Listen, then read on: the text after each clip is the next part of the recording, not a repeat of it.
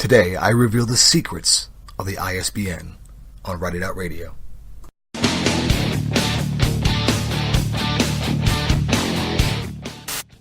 Hey guys, so today I want to talk to you about the International Standard Book Number. That is the ISBN. It is secretive, it is mysterious, causes great confusion, mass hysteria. But it's actually not as hard as you think. But first, before we get into all that, I want to go ahead and I want to talk to you about real estate. Yes, I know, completely off the grid, completely confusing, but who knows anything about the market? Is the market up? Is it down? Is it left? Is it right?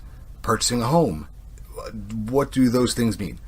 I've purchased a home and I'm still confused. Well, you have Stacey McFadden of the Better Homes and Garden Real Estate Company. She is the super guru, super agent of real estate. She's licensed in Kansas and Missouri, but her team works in all 50 states. I know Stacey very well. We're very good friends, and she is the point of contact for real estate.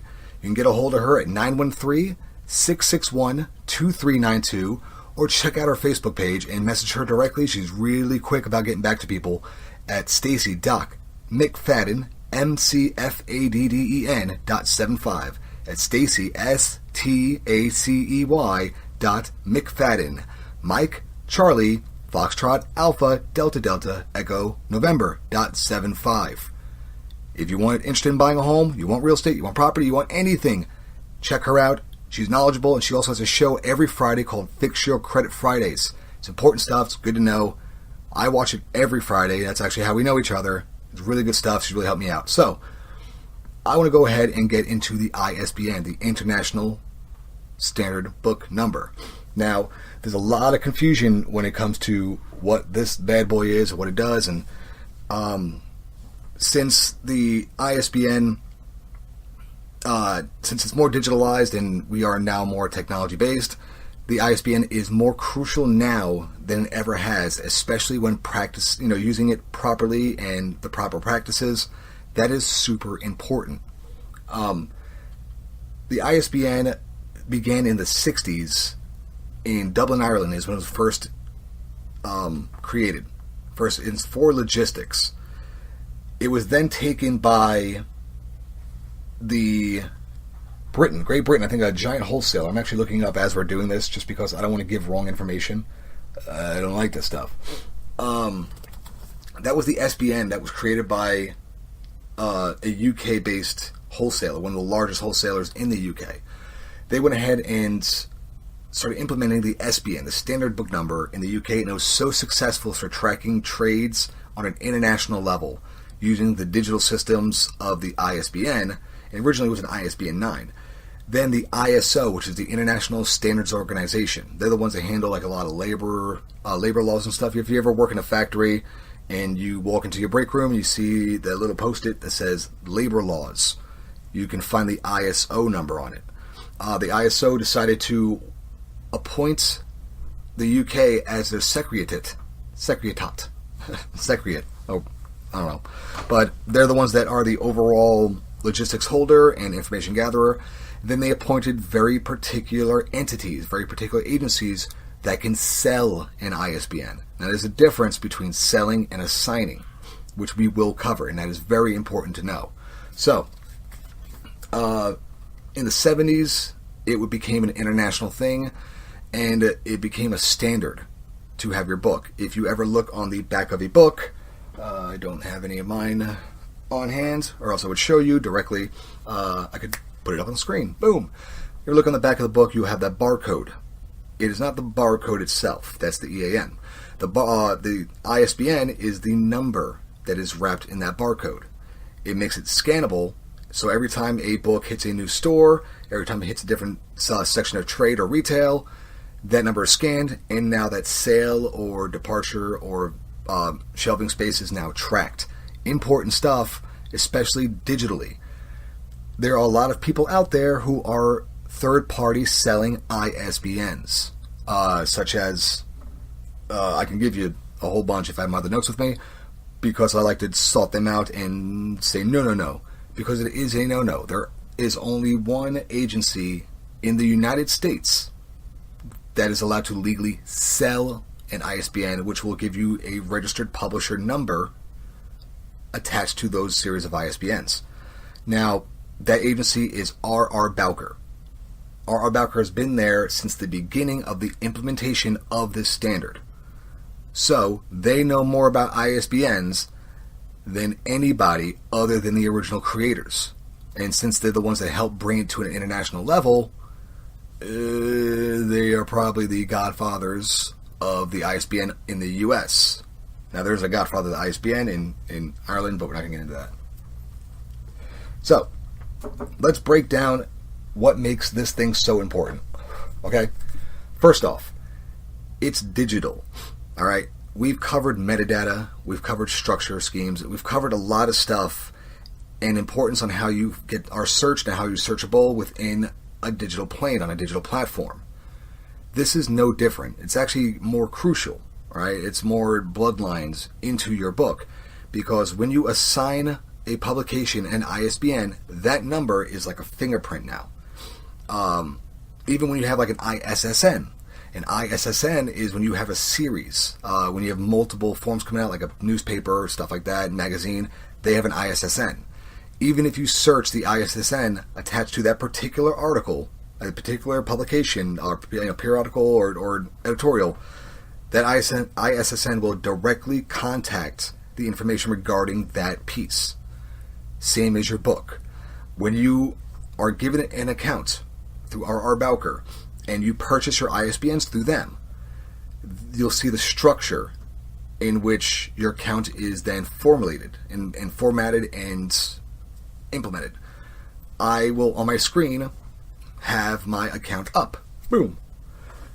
So, this would be my direct account through the R.R. Bowker, and as you can see, where the information lie.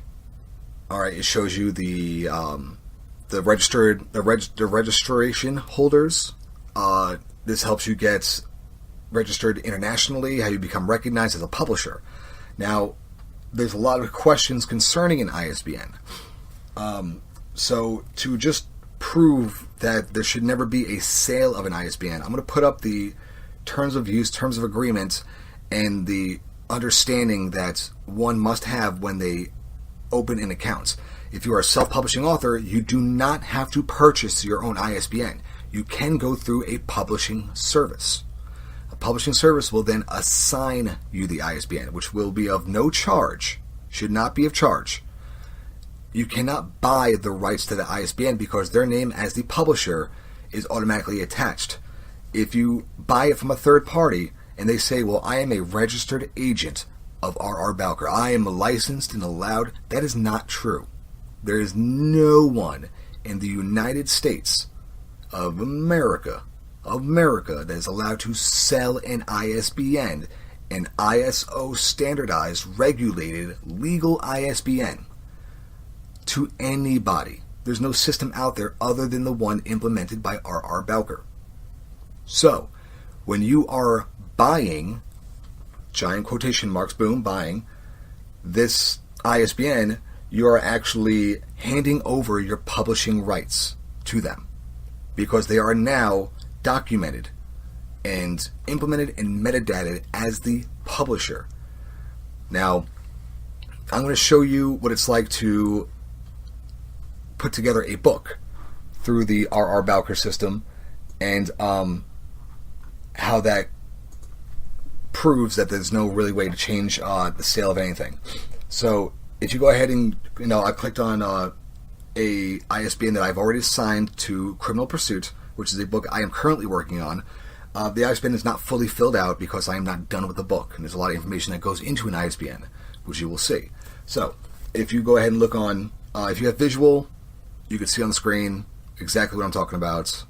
If you want to see visual, go to our Facebook page. That's where we post a lot of our videos. We do have a YouTube page, but it has a huge long tail attached to it. And I'm not going to go ahead and just scream random numbers because we don't have enough viewers to get our own custom name. It is a pain in the ass. So go to our Facebook page. It's facebook.com/write.it.out.radio, and you'll see what I'm talking about. You have your assignment where it shows your ISBN 13. and your ISBN 10. The ISBN 10 is good for digital formatting. Now, each format of your publication, of your book, needs to have its own ISBN.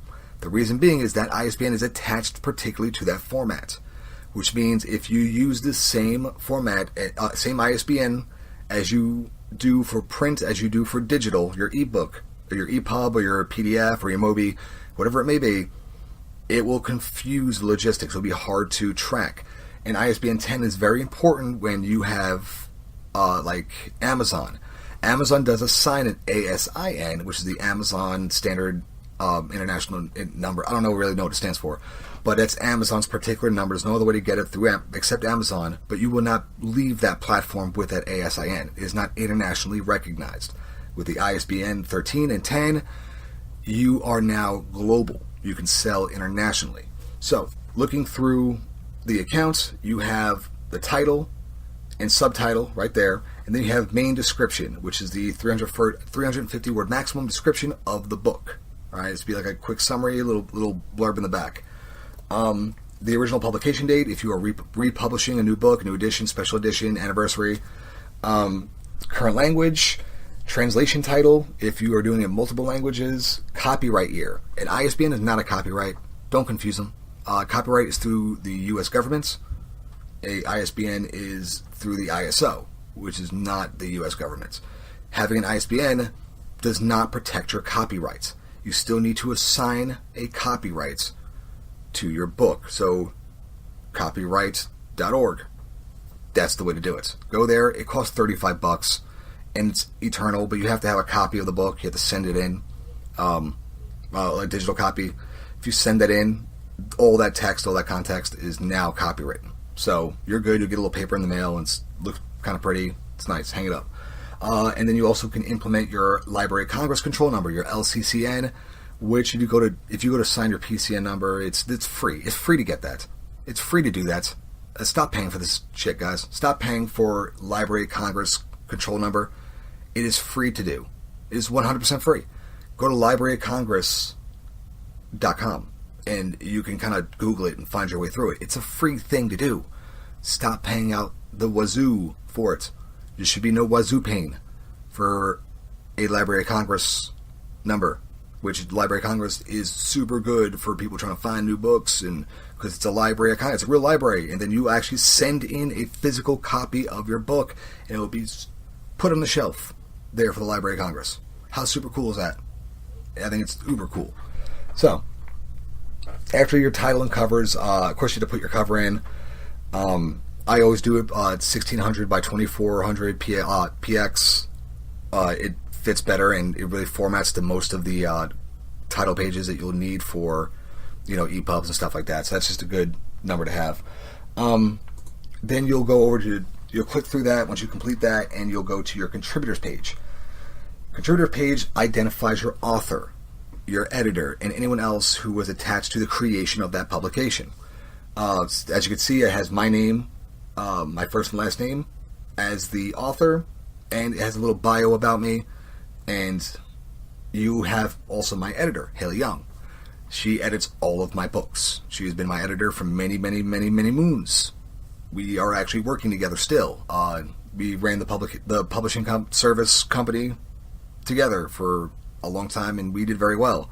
So that's who I always mark down as my editor. Then you can also mark artists, people who did your cover, as told by for your audios and stuff like that. So that way they have a little bit of a credit, which is searchable. All this stuff is very seeable, and all the stuff is implemented into that number. So when people type your ISBN number in or your book title, they are now attached, which is good for their career and good for you.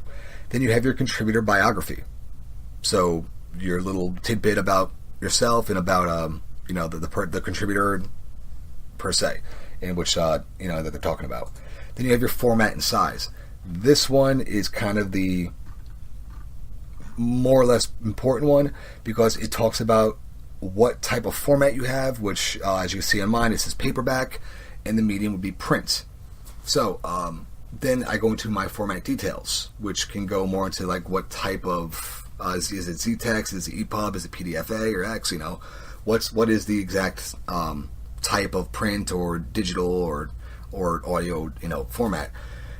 And it also goes into your packaging description, which identifies your, jewel case, inbox, in a wallet or folder, digipacking, clamshelling, carry casing, cardboard casing, binder, the simple stuff. Simple bind. Your trade catalog. Are you in any trade catalogs, which go into your U.S. open market editions, the international editions? These are all important things to have when you're trying to become implemented in different catalogs and different trades. In the wholesale trade and in the trade sale world. Without this, you can't hit it. You can't have it without an actual registered Bowker legal ISBN. If you're a self-publishing author and you don't want anyone to have your publishing rights and you want to get your own ISBN, do it. Do it. It's very important. It's kind of costly. Yeah, Bowker does kind of have a little bit of a chokehold on the system, but that's how it is. There's no changing it. There's no fixing it. And if you get one of those third-party guys, you're not getting a cheap sale. You're inheriting a lot more issues than you are resolve. So it's really not worth the headache, especially if they just assign you if they just offer you the number of another ISBN, which is now attached to their name, which makes them the publisher of your book. So when people want to know more about your book, 9 times out of 10 they'll reach out to them, especially in more of a professional setting. When I look at books, or I bring on new authors and stuff like that, when I was in that industry, I would look at who published them. That was big to me, because that showed me if they were self-published, then they are more industry aware. They knew how the systems kind of worked, and there's very little explanations I had to do when I would train them, because I trained all my authors, and very small amounts of detail would have to be disclosed because they would already know. If they had another vanity or something like that, they're a whole mess full of troubles. And if they bought just from a random third-party site, real hellacious issues. No bueno issues. No goods. So, then you also within the format and size, you hit the editions and volumes if you have the ISSN, and the special editions and types like that. It goes more into that. Now, hit your sales pricing. This is where you kind of see what I'm talking about as far as you can't change the publisher's signs. This is a very important part of your ISBN because it says where is the title sold. Who is the publisher? Now, if you look at the screen, if you have a screen, you'll see where my publisher slot is. It says Gladiator Publishing Company, which was my company. You can't change it. You can't click on it and alter it at all. It's not possible. There's no clicking and trying to change at all. So that means when you get that ISBN from a third party, from some guy just selling it, that it already looks like this. His is already established because you must have that information on hand when you initially sign up for your account. Signing up for the account is free. So there's a lot of accounts out there. Buying the ISBNs are not.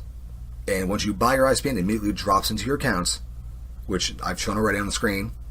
And from there, your data of your publishing company, your imprinter, and your information like that is automatically filling in those designated slots. So your book, your name, your title, your subtitle, your LCCN numbers, your copyrights, all that is now directly attached to that publisher. So if you're getting some third-party guy that's going to sell you an ISBN for $5, you just bought $5 worth of 5 years of pain. Don't do it. It's stupid. It's dumb. Don't be that guy. And there's plenty out there. I've signed on authors who didn't know, and right out the gate bought an ISBN from some shady website or some guy in a poncho behind Denny's. Don't do that. There's only one place to get an ISBN. There is no other place. Research. We went over this. Look into them. Look into the industry. The information I use, it's called myidentifiers.com. Myidentifiers.com. That is the official site for an ISBN through R.R. Bowker. R.R. Bowker's name is all over it. Or you can go to isbn-information.com. It's a great one. Or isbn.org. That is also an R.R. Bowker site. It tells you the history of an ISBN. It tells you the background of an ISBN. It tells you the implementation of ISBN, the proper usage, the laws and regulation involved in it. So don't go out and try to find, don't find the sale on cat food, as an article I just recently read today stated. It's probably the best way to look at it. buying an ISBN is not shopping for the cheapest cat food. Don't do it. It's dumb. Bad news. Don't do it. Spend the money on that. It's two things you should really spend money on in publishing your book. That is your ISBN and your editing. All right? Do not self-edit. We've went over this. Don't let your friends do it. If they're not an editor, your friends may be dumb. Ta-da. And doing it yourself opens up a whole new world of problems. I'm hoping to get my right now featured partner, Cynthia MacGregor, who is a very well-known editor, to come on and explain. I offered Haley to come on and do it. Haley runs a lot of my researching as well, and our show, Scam Alert, which will be coming out this weekend, she's kind of indulged in that and very involved, and she's also doing a side research project for me personally. So her schedule is pretty packed, and if I ask her to do one more thing, I'm pretty sure she will stab me. I don't want to be stabbed. I'm not that tough. I can't make it look good. When they stab me, I go, oh man, I'm fine. No. You stab me, I'm crying for about 4 and 5 days, even if it doesn't fully penetrate past the clothing. I'm going to cry. Don't make me cry. It's sad. So, that's your sales pricing. It also goes over the cost, how much your book will cost in the US, UK, and anywhere else you want to put it inside the market. And it also it will ask you per country who has the sales rights. So, who holds the sales rights for the US? I didn't fill my site out because I usually aggregate out, and I haven't figured out if I'm going to self-sell on my own platform, or if I'm just going to go ahead and go through the wholesalers and go through my partners that get me on shelves. I'm probably going to do that. Who knows? I don't care, but I hold the rights. Those are my rights. So when I am ready, because my book is nowhere near done, I actually only have one chapter done, because I am super slow when it comes to writing. I do too much, and I'm super sorry. But, so, having all this information, when someone gives you that ISBN number from a third party, you don't fill this out. This is all information that is not set, not done by you. None of this is.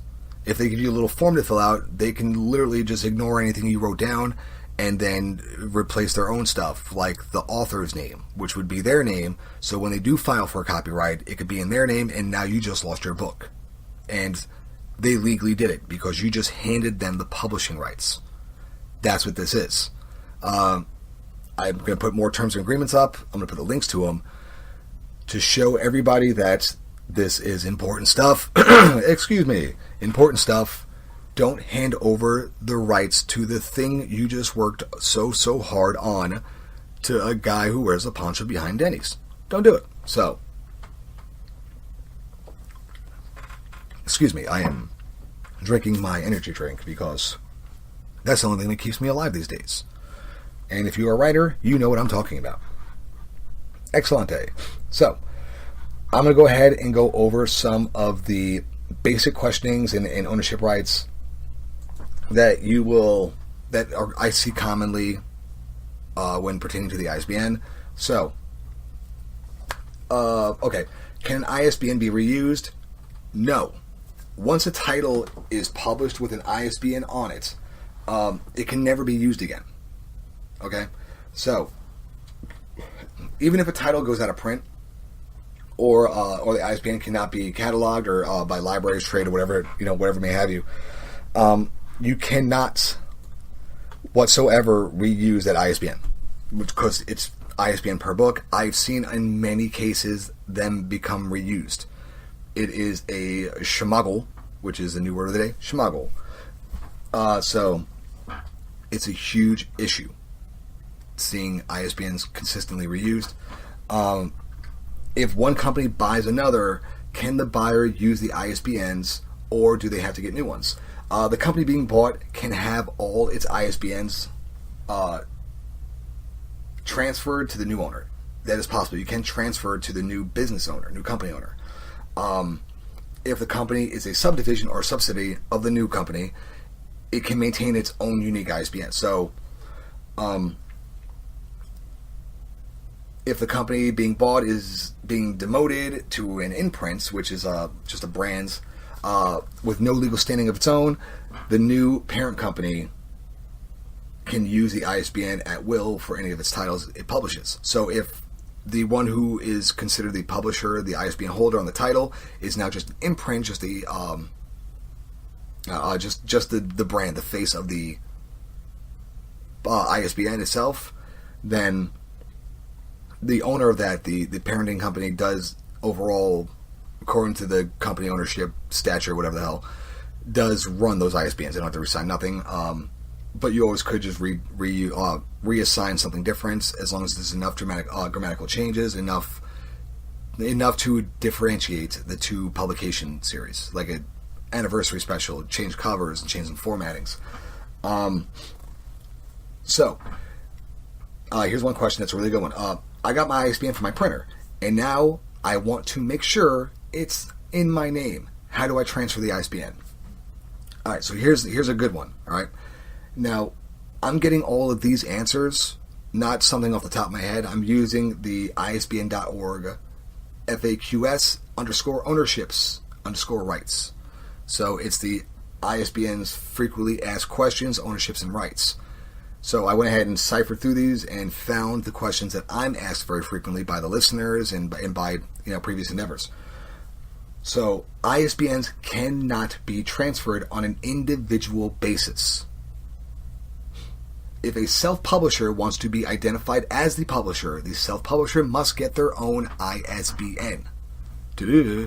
A printing company or publisher services company cannot sell, give away, or transfer one of their ISBNs to a customer. They can assign, but they cannot sell, which we covered, give away, as in, hey, you now own that, so your name's the publisher, or transfer one of their ISBNs.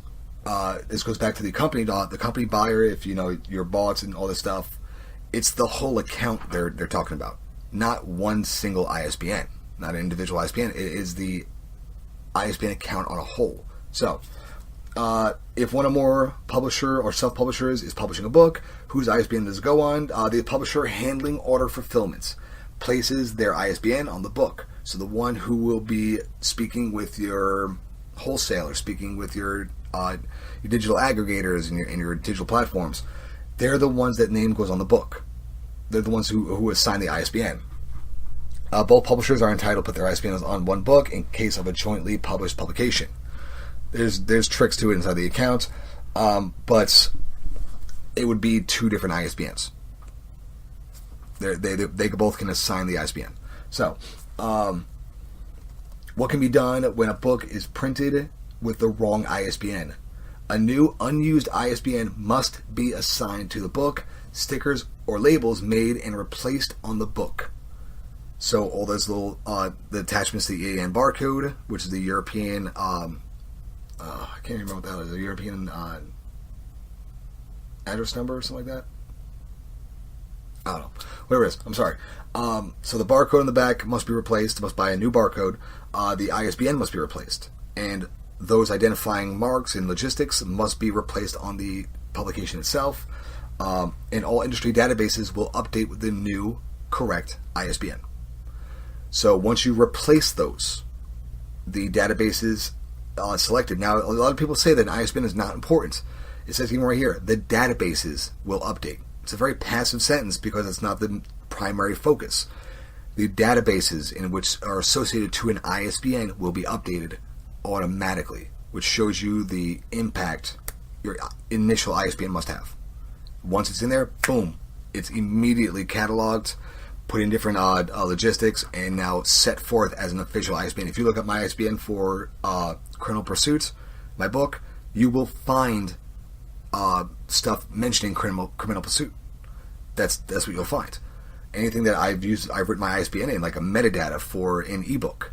When I convert it through my Calibri, I do my own metadata. I do my own structure, my own XML formatting, my own schema and stuff, because it's easier for me, and I can guarantee the people working with me or who are attached to that publication that there is no third-party craziness attached to it. It's always me handling it, me overseeing everything, and I always put my ISBNs inside the metadata of my publication.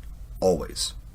Can I use one of my friends' friends/relative/BFF/beer pong partner? Can I use their ISBN? No. There's actually no more answer. It's just a no. It's just a, come on, bro. Knock it off. We just said no. It's a no. Stop being a dumbass. No. It's a lot of good questions. Can ISBNs be assigned according to access rights? Yes. If a product needs to be tracked in the supply chain for trading, discovery, and reporting. If you want to know how your book's doing overseas, in the overseas markets, in the American markets, if your wholesaler wants to track the sale and report it back to you, if you want to sell in a store, you have to have one. You have to have an ISBN, and it can be assigned a separate ISBN. So you can assign a secondary. Let's see if according to your access rights, your ISBN can be assigned a secondary ISBN if you're going to a secondary market, stuff like that. Things that you want to know specifically about that one. That can be done if you are the account holder. You can do that. Assessing distinctions between access rights programs for customers requires separate reporting. So if you have to know about something particular for someone particular, according to a publication, because they have the access to that information, you can assign a secondary ISBN and use that one for that proper channel. That's more of a corporate thing. It's more of a publisher's thing. Don't worry about that. If you're just a self-publishing author, that's not really too much you have to really bank on. If an author gets the publishing rights back, does the original publisher ISBN remain? No, they do not have to be assigned. They can, but they can be. So, you can keep their ISBN. If you're from a traditional publisher and you request to have your rights removed, and you get your publishing rights back. This has been happening a lot lately, especially in the traditional publishing world. A lot of people have a very weird facade over the way, traditional publishing is the only way to be an author. That is not accurate. Not today, not anymore. If you actually look at the stats of last year, because they're the ones that are out, especially with the whole shutdown, political stuff, they're not updating yet. But if you actually track the industry, like I do, I track it very frequently. This is what I do for a living. So I'm very on top of who, what, when, where, why. And traditional publishers aren't doing great digitally. And the sales that they're producing for their assigned authors, even though there was an advance has to be paid back. They're not making the nut. They're not, the money's not doing well, and they're asking for a lot of restitutions, and they're asking for a lot of release of rights, so that way they can go out and make their own money. So, it's just a crazy situation that everyone has themselves in. If a spouse or family member passes away, can a relative or surviving spouse use the remaining ISBNs? The ISBNs are considered property of the publishing company, and all of the ISBNs can be transferred to the new owners. All of them, not a single, including a family member. The entire block of ISBNs is transferred to a new company's owners. The block of ISBNs cannot be divided up among family members. You cannot trade, give away, or reassign individual ISBNs. You can do the whole account. We talked about that. So, that goes into all that. There's a lot of information I did pull out that I really liked. Good articles, which I will provide links for, about what happens if you do buy a cheap ISBN and how you can rectify it. What I would suggest about rectifying a bad sale and purchase, there's been a lot of, especially since there's been a lot of confusion over the years. ISBN was not really properly addressed by the industry, so that's the experts, me, and other publishers and other people in point of position of authority. We should have been a lot more clear open and public about as to the proper procedure usage of an ISBN. That way, these third-party jerks wouldn't be in play, and other large name platforms wouldn't be doing it as well. It's not right. It's not the way it should be done. If you do have issues with an ISBN, contact the customer support and Bowker themselves. I've had issues with some authors who are republishing and stuff like that, and I contacted them, and I had it done in 3 days to where I didn't have to worry about the other guy who just claimed that I gave you an ISBN and now it's all in your name. It's not true. We just saw that. You have the proof. It is no longer an argument for it. They immediately rectified it. They dropped their account every time, especially if they give some blowback. Some people just don't know. A lot of people are unaware on how these things really work. There's no true, I know everything about the industry. There's no people out there who know every little bit. There's a lot of false information going around that a lot of people who have a lot of great books in them are listening to and shooting themselves in the foot. It's a very sad situation that us professionals and us industry, lifers have allowed to happen, and it's just the way it is. I go out of my way to try to show these things and research every day, 6, 7, 8 hours a day to find updated information, so that way nothing I provide is incorrect. It's not the way I roll. I don't give out false information. If I don't know, I usually just shake it off and go, well, I guess I ain't going to talk about that. Or if I do stuff like the EAN, I'm going to openly admit that I don't remember what the acronym is for, even though I should, because I've been dealing with them for 15 years. I'm super sorry. I'm 32. I'm getting old. The brain's not there. And people who do know me very well and on an intimate level, like people who grew up with me, know that I've been hit in the head a lot. Mostly my own fault. I used to have a mouthpiece, which is why I run a podcast. So, alright, so, we went ahead and covered that. As you can see where the importance of an ISBN is, I have the breakdown of an ISBN on the screen, where it shows how the sections of an ISBN work. So, the ISBN, especially in the 13, is broken down in these groups. You have the 978, which is the EAN. The EAN identifies the geographical area of the publisher. So since my company was stationed in America, 978 would be my first grouping. The 81 would be the group of sale of ISBN. This is the way for the systems to immediately identify where your publisher's number will be according to your account and your account purchase on the blocks. Blocks being the group of ISBNs. And then you have your publisher's number. The publisher number is specific to that publisher. This is something that cannot be changed, altered, or rectified at request or anything, because this is the publisher's direct number. To read my direct number, let's see if I can go into my account real quick. My publisher number is 7320774. That is my direct number. Then you also have your next section will be your title, which is what number you're in, and then the last and final piece would be the check digit. There is a mathematical equation to personally check your ISBNs to make sure that they're valid and they're registered. I don't do that at all whatsoever, because that is lots of math, and I make no math. That's not my thing. I'm very good with logistics. I'm very good with tracking. I'm very good with sale, marketing, business, structure, growth, media, you name it, I'm good at. I don't do math. I don't math. I'm sorry, I don't math. But, okay, so we covered the ISBNs. Now, before we go ahead and kick it over to Cynthia MacGregor for her Right Now feature, I want to go ahead and remind everybody to like, share, subscribe. Find us on iTunes. We are on Spotify. We are on TuneIn. We are on Radio FM. We are on, you name it, we're on it. There's not many places we are not on. I don't have the list in front of me because it's literally like 30 different places. Google Play. If you want to listen to us, there's 1,000 ways to do it. Or you can check out writeitoutradio.com. We update all of our episodes. We put everything on there. All the good stuff is on there. Come support us on our Patreon. That's patreon.com/writeitoutradio. All one word, no space, no periods, no anything fancy. Support us on Patreon. You get access to really cool things behind the scenes. All the information that we gather per episode.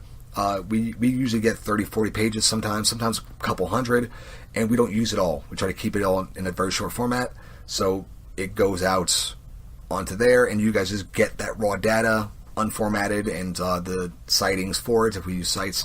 So you get all that cool stuff. It's a lot of information, a lot of stuff to process, and we do it every day. Even if the episode's not about that, we have information about other shit. We have all kinds of stuff. It's really cool stuff. This Wednesday, for the Write It Out Radio On Air episode, where I bring on my guests and we talk about their stuff, I am interviewing Mr. #Ballspo himself from Adventure Nation. You can check him out at Adventure Nation 1 on Facebook. It's facebook.com/AdventureNation1. They are always going around and checking out all these abandoned places. They are going to a asylum, I believe, Friday. I've known Mr. Hashtag Ballspo for almost 20 years. I've known him for many, many, many years. We grew up in Staten Island, New York together. We were very good friends. He has a really cool job. And he and his buddies go around and investigate these places and give you a little bit of history about it. And they're all broken down, really beat up. It's great editing. It's really fun to watch. It is my favorite channel. I didn't even know he ran that channel until I noticed that he was on the show. It's really cool. Check it out. It's Adventure Nation. Go to YouTube or type in Adventure Nation, or go to Facebook at Adventure Nation 1, and you'll find a lot of their shows. So we'll be having him on Wednesday. He's going to talk about their process on YouTube, how they pick their locations, and we'll talk about some stuff about us growing up, so you get to know a little bit more about me. Super. So here's Cynthia MacGregor with your right now, and don't forget Patreon, Facebook, iTunes, website, writeitoutradio.com. Check us out. I'll see you there. And we'll be live this Friday. And Scam Alert. Our first Scam Alert episode will be coming out Saturday. Check it out. Here's your right now with Cynthia MacGregor. All right. Take care, guys.